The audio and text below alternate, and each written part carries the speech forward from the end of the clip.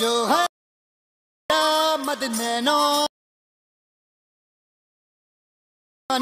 Bridge की हर बाला वो किसना है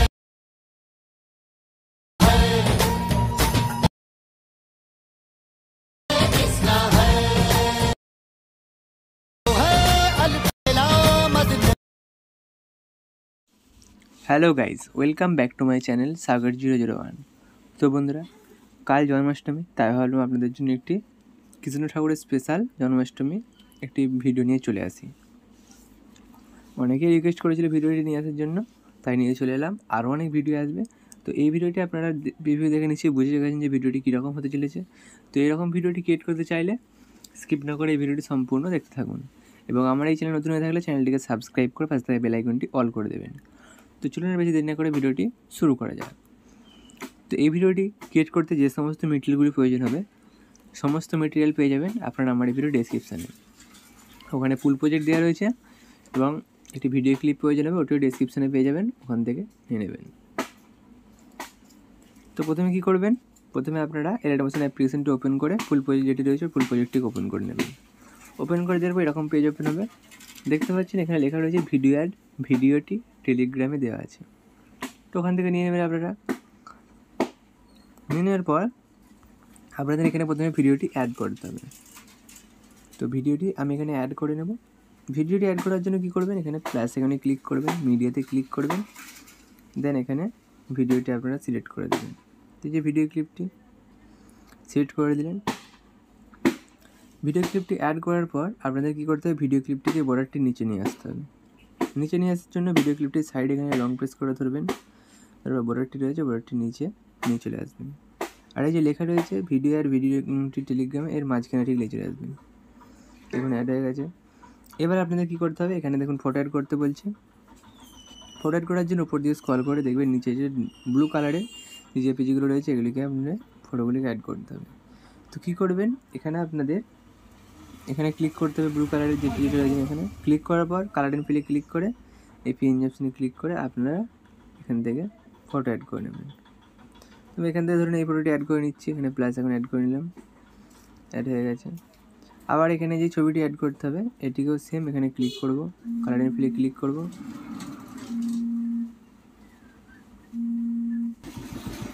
সেম এখানে ফটোটি পিএনজি ক্লিক করব, করার পর একটি ফটো সিলেক্ট করে নেব এখান থেকে। সাপোজ এই ফটোটি সিলেক্ট করে নিলাম, ফটোটি দেখুন চেঞ্জ হয়ে গেছে। আবার সেম এখানে ক্লিক করে কালার এন্ড ফিলে ক্লিক করে এখান থেকে ফটোটি চেঞ্জ করে নেব। ধরুন এই ফটোটি অ্যাড করে নিলাম। আবারও সেম এখান থেকে যে পেজে ক্লিক করে সেমভাবে আপনারা ফটোটিকে এখানে সিলেক্ট করে নেবেন।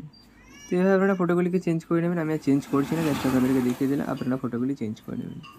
ফটোগুলি চেঞ্জ করার পর এখানে দেখতে পাচ্ছেন একটি এই যে এখানটা রয়েছে, এখানে এই যে লিস্টটা যেখানে শেষ হচ্ছে ভিডিও ক্লিপটা অ্যাড করলেন, তারপরেই একটি ভিডিও ক্লিপ অ্যাড করতে হবে। ওই ভিডিও ক্লিপটিও পেয়ে যাবেন আমার ডিসক্রিপশানে।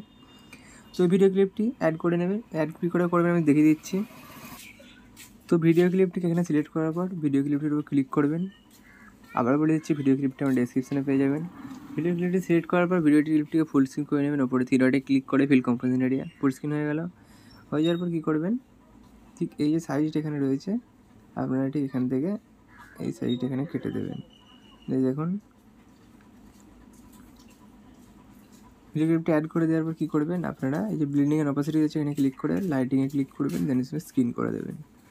দেখুন কত সুন্দর দেখতে লাগছে। এবার বর্ডারটি নিচে আনার জন্য এখানে ক্লিক করে বর্ডারটি নিচে নিয়ে চলে আসবেন। দেখুন এবার কী করতে হবে আপনাদেরকে, এবার আপনাদেরকে যেটি করতে হবে, এখানে ভিডিওটি প্রায়োরিটি, এবার এখানে জাস্ট একটি যে পিএনজি রয়েছে এই টেক্সট পিএনজি, এই টেক্সট পিএনজিটিকে অ্যাড করতে হবে।